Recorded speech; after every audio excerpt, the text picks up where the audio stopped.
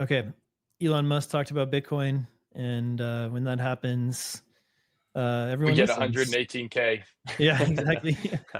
um, so someone asked Elon, will America Party embrace Bitcoin? And Elon responds, Fiat is hopeless, so yes. It's kind of hard to figure out this guy on Bitcoin. He was kind of big into it 5 years ago or so.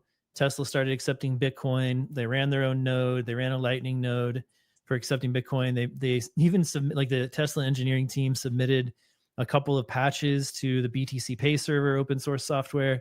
So that was interesting.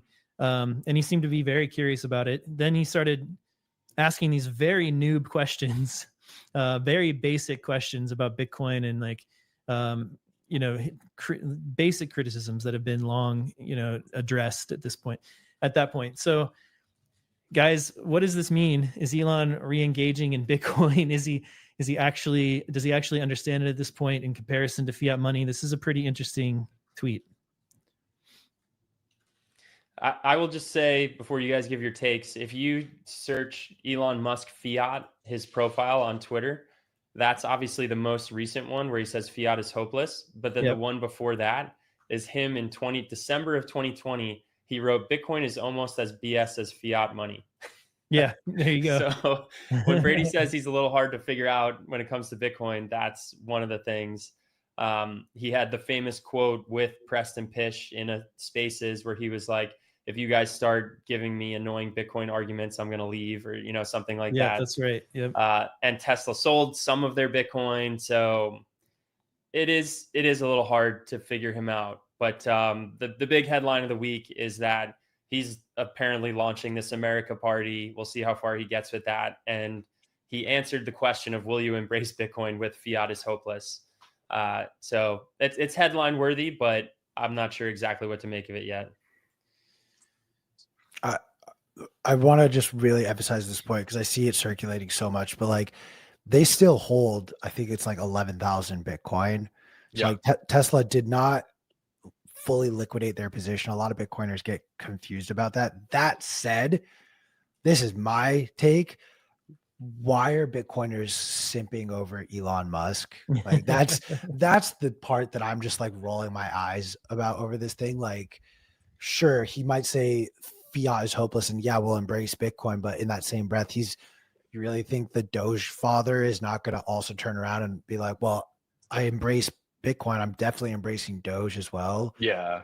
I think it's irrelevant in my opinion. Like Bitcoin's going to continue to do what it does, whether or not Elon embraces it, whether this new political party embraces it, whether the Republicans embrace it, or if the next administration somehow reverses everything Trump does, if the Dems come in and reverse everything Trump does. I think all of the political simping I find a little ridiculous from Bitcoiners who are very at the ethos. Bitcoin is a separation of state and money. And then we turn around and are like excited every time a politician says the word Bitcoin. It's like, okay, you have my vote. It's like, I thought the point was to actually get money out of the hands of these politicians, not give them more power and control over it. Yeah, he's an unpredictable guy. That's pretty much where I'll leave it. I can't index on how he's going to feel in the future about Bitcoin versus how he's felt today or in the past. It's funny, I don't really think of Elon as a politician. I think of him, his run was so short. I think of him as a highly influential voice, and I think a lot of other people view him that way. I remember during the 2021 cycle, he tweeted something. I can't remember what it is. I'm not going to search for it on the spot. But Bitcoin dropped pretty dramatically after he said it. So I think people just place a lot of weight in like, how are his words going to move the price for traders in the short term? That's where I think most of this comes from. I don't think any high conviction Bitcoiner is looking to Elon Musk as the North Star. So Yeah, I think it's newsworthy because he's a billionaire. He's Elon. yeah, I do think it's noteworthy when like that French guy, Philip Lafont, billionaire, goes on Bloomberg to talk about, goes on CNBC to talk about Bitcoin. I think it's newsworthy. I'm not going to like fawn over them for it, but it's worth highlighting. Yeah, I agree. I think, look, these Bitcoin touches everything. It's going to be the base layer of this, our future economy, and that's what it's becoming right now, which touches everything, including corporations, including governments, including politics. And I agree, we should not be simping or fawning over, politicians. However, there's a place for organizations like BPI, the Bitcoin Policy Institute, to educate policymakers and lobbyists about Bitcoin. And I think that's important. Like, I think we need to remember that it takes all kinds. And I get it. The kind of crypto anarchist, values that Bitcoin is really born with. That's got to change and expand over time beyond those kind of very laser focused, values and principles. Anyway, having powerful people on your side is better than having them working against you and making your life harder. Full stop. Yeah. But I totally take Q's point about not, don't trust, verify. I think still needs to be a core value of Bitcoiners. There was definitely some fawning over Trump and the election of Trump, and that's a good example. Saylor's a good example. Like, he's just a guy. He's a good Bitcoin educator, but he is just a guy, and Bitcoin's bigger than all of these people. So the best example I like to pull on, Jimmy Song and I got into a pretty heated back and forth on this, but like Ted Cruz, he just will disappear, and then all of a sudden election cycle comes around and he's like dropping Bitcoin here or there. He has never co-signed a single one of Lummis's bills. He has never pushed for it on a national stage. Yes, we've seen Texas do things, but not because Ted Cruz is pushing them.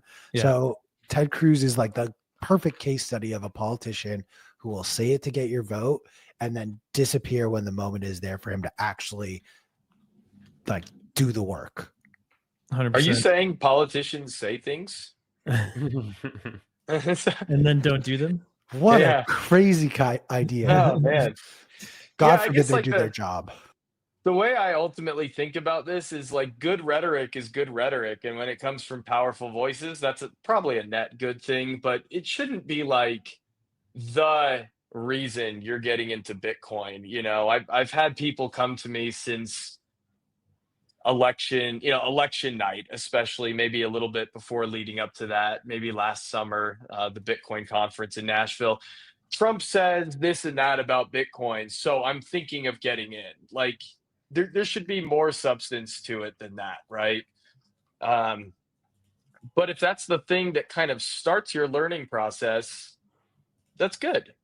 I think that's the power in large influential voices talking about this. And it was always going to happen if Bitcoin were going to win, right? That was like an inevitable outcome. Yep. So give it some credit. Don't give it too much weight. Everyone at Swan Private does great work, and I hear all kinds of awesome stories coming from clients who meet us at events or webinars, etc. How much they value Swan Private. So check it out at swan.com/private and get in touch with one of these guys, and we'll get to working on your Bitcoin investments and your future. Also, thank you to Mara for securing the Bitcoin network and for supporting this show. And, also big shout out for those 50,000 Bitcoins on your treasury. Congratulations on that. Smart move. That's 10 times more than Coinbase has in about a quarter of the time to stack it. So there it is. All right, guys, we'll see you next Friday. Take care, everyone.